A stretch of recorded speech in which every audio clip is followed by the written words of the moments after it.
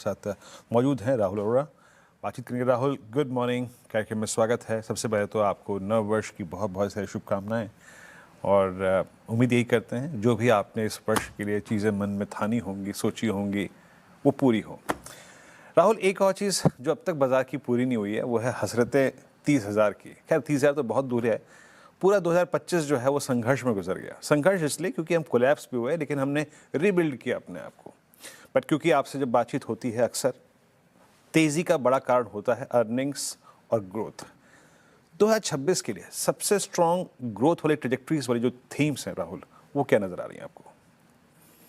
सबसे पहले Veeru, good morning, thank you for having me on the show. आपको, आपके परिवार, आपकी टीम, आपके सारे कलीग्स को नववर्ष की शुभकामनाएं मेरी और मेरी परिवार की तरफ से भी। आपने एक जिक्र किया एक शब्द का, तो मैं एक शेर से शुरू करूंगा कि हजारों ख्वाहिशें ऐसी कि हर ख्वाहिश पे दिल दम निकले, बहुत निकले मेरे अरमान लेकिन फिर भी कम निकले।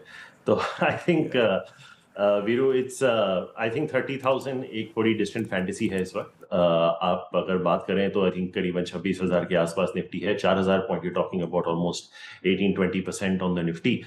मुझे तो नहीं लगता कि ये साल ये संभव है। दो तीन चीजें हैं इसके पीछे। एक तो देखिए, जो आपने बहुत सही आंकड़े पकड़े हैं अर्निंग्स ग्रोथ के, राइट? तो अगर हम बैंक्स के अर्निंग ग्रोथ देख लें, जो अगले फिस्कल जो 3 महीने बाद फिस्कल शुरू हो रहा है FY27, आई थिंक बैंक्स की अर्निंग ग्रोथ होगी करीबन 13-14% हो। अगर थोड़ी किस्मत ने साथ दी तो शायद 15%। IT सर्विसेज लार्ज कैप की जो अर्निंग्स होंगी वो होंगी करीबन 9-10% के आसपास। कंज्यूमर कंपनीज की होंगी 10-11%। और फिर हो गया रिलायंस, जो कि हो जाएगा आपका 13 से 15%। तो आपका जो 75 से 80% का मार्केट है उसकी earnings growth by and large 10, अगर आप CAGR ले लें ये चारों के, तो आप पकड़ रहे हैं कि कुछ 12-13% की अगर अर्निंग्स ग्रोथ हो। आपका जो नॉमिनल GDP प्रोजेक्शन है अगले साल के लिए वो भी 10.5-11% है। तो I would be very surprise कि अगर मार्केट आपको अगले एक साल में 10-11% से ज्यादा का रिटर्न दे दे, विच पोटेंशियली मीन्स कि आपको 28-28,500 का लेवल तो दिख सकता है। लेकिन इसमें बहुत सारी अड़चने भी आ सकती हैं Veeru. I think it's great to be optimistic on the first day of the year, no problem at all. और सबसे बड़ा सपोर्ट मार्केट को मेरे हिसाब से वहां से लगेगा कि अगर IPO मार्केट में थोड़ी धीमी थोड़ा थोड़ा रुकावट आ जाए, थोड़ा धीमा हो जाए, तो वो जो लिक्विडिटी सेकेंडरी प्राइमरी मार्केट को डाइवर्ट हो रही है वो वापस सेकेंडरी मार्केट में आ जाएगी। तो that is one. The second is, I think अगर बजट के बाद FIIs का पैसा आ जाए, बजट एक महीना दूर है, तो that would definitely be a positive. But आप देख रहे हैं जियोपॉलिटिकली अभी चाइना और ताइवान की भी थोड़ी थोड़ी बातें हो रही हैं, जो हम थाईलैंड में भी देख रहे हैं, कंबोडिया में भी देख रहे हैं। तो I don't think the world is going to be a very easy place geopolitically as well this year. And I think the best of the rate cuts also, Viru, are behind us. I think both the Fed and RBI probably एक और 25 basis point का rate cut करेंगे. तो I think liquidity will depend on the on the budget from an FI perspective, I think, and the IPOs for the domestics. But I think expecting anything more than a 10-11% return on the headline index, मेरे हिसाब से वो थोड़ा optimistic हो जाएगा इस phase में। अच्छा राहुल, मैं अक्सर इसी प्रश्न से शुरुआत करता हूँ जब मैं किसी सेक्टर पे कूदता हूँ। अभी तक हमने FIs का पार्टिसिपेशन कभी भी 10 दिन से ज़्यादा देखा ही नहीं इंडियन मार्केट्स में, और उसका बड़ा कारण है हमने रिटर्न्स नहीं दिए। दूसरी बात, अगर आप फॉरेक्स को इंक्लूड करें, दैट रुपी फैक्टर, वो अल्टीमेटली उन्हें कुछ नहीं मिला। वो आएंगे भी क्यों? हिस्टोरिकली हमने बड़ा मूव इन प्राइवेट बैंक्स तभी देखा है जब FIs का पैसा आता है, कैश आता है, and still that action in ICICI bank, HDFC bank, Kotak and axis bank is missing. एक डिफरेंशियल जब इतना बड़ा क्रिएट हो गया है between the price performance of PSU and private, अभी क्या वक्त है एज अ रिटेल उस डिफरेंशियल को प्ले करने का without having a strong presence of FIs? ये आपने एक तरह से वीरू दुखती रथ पे हाथ रख दिया, because I think banks can not go up without FI participation. And I tell you why, because क्या हो गया ना कि अगर हम DIs को देखें, जो हमारे लार्ज इंस्टीट्यूशंस हैं, ICICI Pru mutual fund, SBI mutual fund, HDFC mutual fund, जिनके इंश्योरेंस आर्म्स भी होंगे, ये अभी काफी बैंकों में ऑलमोस्ट 9-10% ओन करते हैं, इधर डायरेक्टली और through tie up with their insurance companies. तो I think incrementally, I don't think it is going to be the DIs that are going to drive it. आपने बहुत करेक्टली पॉइंट आउट किया, it will have to be the return of the FIs। अभी आप जो last sectoral credit growth का जो data आया था, अगर आपने देखे होंगे, तो credit growth has gone to about 11.5%। उसमें सर्विसेज की क्रेडिट ग्रोथ करीबन 13% है, इंडस्ट्रियल करीबन 9-10% है।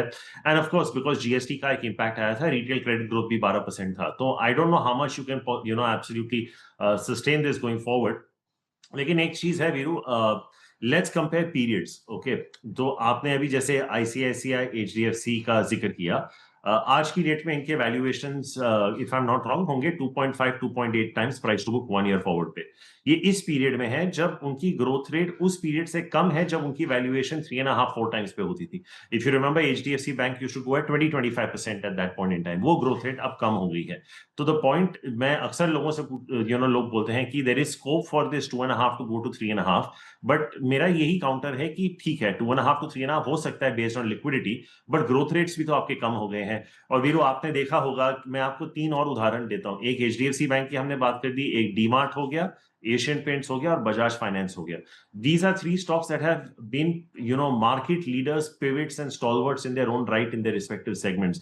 लेकिन अगर इनका गाइडेंस 1-2-3% से भी मिस हो जाता है, जो उनके बेस पे इतना नहीं है, तो मार्केट आपने देखा है कि किस तरह का डीरेट करता है, because the stocks get price to perfection. So I still think my biggest overweight call for the next fiscal year FY27 will still be banks. But आपको एक रीजनेबल एक्सपेक्टेशन के साथ एंटर करना पड़ेगा कि आप अगर लार्ज कैप बैंक्स को देखे चल रहे हैं, मुझे लगता नहीं है कि आपको 15% से ज्यादा के रिटर्न्स मिल सकते हैं अनलेस एफआईआईज रिटर्न. लेकिन अगर आप मिड कैप बैंक्स और एनबीएफसीज में चले जाएं, जैसे आपने देखा कि पिछले 12-15 महीने में गोल्ड में एक अच्छी रैली आई है, सिल्वर में अच्छी रैली आई है. तो जैसे if you look at names that like Muthoot और मनप्पुरम, और से इवन इन एनबीएफसीज लाइक आवास, Aptus, so many of these names are there कि जो that will be growing at 20-25%, जिनके ROAs 3 से 3.5 के बीच में होंगे, ROEs 15 से 20 के बीच में. कुछ कंपनीज का जिनका मैंने जिक्र किया, उनके ROEs 20% से ऊपर भी होंगे, which are coming to you at 2.5-3 times price to book. Those may not be bad investments. So I think the play could be more from a return perspective. Veeru, मुझे लगता है कि आपको NBFCs और allied plays में ज्यादा पैसे बनने की संभावना है as opposed to conventional large cap banks. I think इसमें मैं एक ही एक्सेप्शन करूंगा वीरू, एक्सिस बैंक का, क्योंकि आई थिंक एक्सिस और एसबीआई का, क्योंकि ये दोनों के वैल्यूएशंस, जो हम कोटक, आईसीआईसीआई, एचडीएफसी की बात करें, उनके मुकाबले ये वैल्यूएशंस अभी भी काफी हद तक डिप्रेस्ड हैं. So outside these 3 banks, if I was to look at large cap, my first preferred pick would be SBI, and may be if Axis bank continues to deliver, उसमें रीरेटिंग की संभावना थोड़ी ज्यादा है. ओके, ठीक है, ये बैंक्स पे एक टिप्पणी होगी. अच्छा राहुल, अगर आप पीछे जाएं, प्रधानमंत्री जी का वो भाषण लाल किले की प्राचीर से, जब तक जीएसटी कट होगा, उसके बाद एक मीनिंगफुल तेज़ी हमने ऑटो में देखी. एंड फ्रैंकली स्पीकिंग, वो दिसंबर के नंबर्स में विजिबल है ना. और बाजार लग रहा है कि हमारी सेल्स फिगर को लेकर, इस सेक्टर की ग्रोथ को लेकर बहुत आश्वस्त है. पर आपने एक और चीज़ देखी होगी कि वो कंपनियां नंबर्स क्रिएट कर रही हैं जिनके लॉन्चेस बहुत स्ट्रांग हैं. Look at Maruti, look at M&M. अब आप देखिए आपका ये हुंडई का केस, हुंडई का, वहाँ वो सिर्फ अपनी क्रेटा के साथ कैपिटलाइज कर रहे हैं, उसी में बार बार चेंजेस कर रहे हैं. एक गुण, एक होता है ना, फार्मूला, एक फंडा टू चेज ऑटो, वो क्या है आपके अनुसार? क्या चेज करेंगे आप ऑटो में? देखिए वीरू, आपने बहुत करेक्टली पॉइंट आउट किया कि brand launches are pivotal, volume growth is pivotal. Of course, जो आपने जिक्र किया जीएसटी कट का, वो तो दिख ही रहा है, क्योंकि सारे कंपनीज का आई थिंक 20 से 35% का ग्रोथ आया है. चाहे आप 2 व्हीलर्स ले लें, premium 2 wheelers, cars, LCVs, commercial vehicles, tractors, ये सब 20 से 35% ग्रोथ की है. ऑब्वियसली कुछ चीजें हम एक्स्ट्रा भी आ गई हैं, क्योंकि शादी का भी सीजन है, अब हार्वेस्ट भी आ रहा है, अगले 13-14 दिन में, मूविंग अप टू संक्रांति. तो ऐसी थोड़ी चीजें हैं जिनको कंट्रीब्यूट किया, बट मेन टिकर, जैसे आपने कहा, जीएसटी है. नाउ आपने इसमें 2 चीजों का जिक्र किया. एक, जो मार्केट एक्सट्रापोलेट कर रहा है, ये थोड़ा डेंजरस हो सकता है वीरू, बिकॉज ये फिर रिप्लेसमेंट साइकिल में आ जाता है. क्योंकि अगर मैंने जो भी गाड़ी ली हो, चाहे मैंने स्कूटी ली है, या आयशर की बाइक ली है, या मारुति की स्विफ्ट ली है, या ह्यूंडई की गाड़ी ली है, ये अब मेरे पास है कुछ सालों के लिए, चाहे मैं इसको 2 साल चलाऊं, 5 साल चलाऊं, 7 साल चलाऊं. तो टू एक्सट्रापोलेट कि यही मंथली नंबर्स या यही क्वार्टरली नंबर्स आगे जाएंगे, ये थोड़ा डेंजरस हो जाता है. I think the key thing to watch out for from here Veeru will be what is sustainable volume growth if you strip out this one time effect. तो उसमें अगर आप देखेंगे तो M&M के tractor numbers are still standing out. Eicher in 2 wheelers is still standing out. Hero and Bajaj are not doing too badly. I'm not sure about what the long-term trajectory in terms of reviving of coal and mining is, क्योंकि वहां का भी एक effect आपको Ashok Leyland Tata Motors पे दिख सकता है. But I think it is not improved. जैसे मैंने आपको कहा कि मेरा सबसे नंबर 1 ओवरवेट सेक्टर अगले 1 साल के लिए बैंकिंग होगा, उसके बाद शायद नंबर 2 पे ऑटो आ सकता है, बिकॉज कुछ एक्सटर्नल फैक्टर्स जैसे हमने डिस्कस किया वो भी इसके कंट्रीब्यूटर्स में है. स्पेशली अगर आप रिवाइवल ऑफ माइनिंग वगैरह की बात करें, जो आपको लास्ट आईआईपी नंबर्स में भी दिखे, जो 6.7% आया था, it was the manufacturing and mining side of the economy that contributed. So I think Eicher Veeru has been doing well even without this. If you take the last 12-15 months, they have been growing between 15 to 20% every month. M&M's tractors are doing very well. I would probably be indifferent between Tata Motors and Ashok Leyland on the commercial vehicle side. And may be Bajaj और Hero, may be not so much TVS, but Bajaj और Hero. तो ये मेरा portfolio हो जाएगा large cap में. अगर आप मिड कैप की बात करें या ऑटो एंसिलरीज की बात करें, तो anything that is a proxy to these names can be a good investment. आपने कहा कि क्या देखते हैं ऑटो में जब आप ले रहे हैं, एक तो मार्जिन एक्सपेंशन भी हो, because I think if China is to grow at 5 to 6% or maybe even more than that, then obviously commodity cost would rise. तो आपका प्राइसिंग पावर कितना है, और दूसरा वॉल्यूम ग्रोथ. आई थिंक ये तीनों चीजों को अगर मैं जहन में रखूं, तो then my auto portfolio would look like what I said. I think M&M, Maruti, Eicher, maybe a Hero, something like a Jamna Auto, which is a proxy on the commercial vehicles side, and maybe a Motherson Sumi. Yeah, I think ये मेरा शायद auto का portfolio. And if you want to play tires, I think Seat last quarter's numbers were very good. आपने देखा होगा stock काफी हद तक रीरेट भी हुआ था. You can throw in a Seat there. तो ये आपका एक ऑटो पोर्टफोलियो बन सकता है. अच्छा राहुल, कुछ और पॉकेट्स जो शायद इस वक्त मेरे जहन में नहीं आ रही हूँ, आपको बहुत इंटरेस्टिंग थीम लग रही हो या स्टॉक्स लग रहे हो 2026 के लिए? इंटरेस्टिंग थीम तो कंज्यूमर काफी लग रहा है वीरू, बिकॉज आपने देखा होगा पिछले 2 दिन में काफी न्यूज फ्लो भी आया है आईटीसी पे और देवयानी और सफायर पे. तो I think it's very interesting.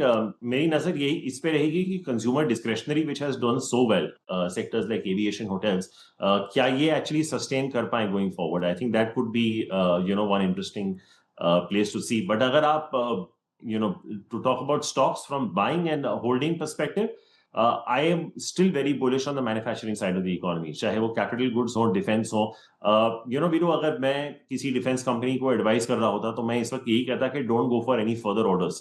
आप अपना जो एग्जिस्टिंग ऑर्डर बुक है वो एग्जीक्यूट कर दीजिए. अगर 20-25% की ग्रोथ हर साल आ रही है, तो मुझे लगता है कि defence companies can continue to hold on to their valuations, and this holds true for capital goods and manufacturing companies. So I think that could be one theme Veeru. And the other is, जो कंपनियां 2020 से 22 के बीच में list हुई थी, आपको याद होगा, जिनको हम उस वक्त न्यू जेन कंपनीज या प्लेटफॉर्म कंपनीज कहते थे, I think a lot of them we're are approaching a situation of respectable cash flow. Still negative है, but it is not as bad as it has been over the last 2-3-4 years. तो हो सकता है कि ये जो loss making new generation themes हैं, as they get closer and closer, जैसे इनके लॉसेज 1000 करोड़ से कम, 500 करोड़ के आसपास इनके लॉसेज आ जाए, I think there is a case to re-rate some of these companies, because I think they have understood that the game is now more cash flows.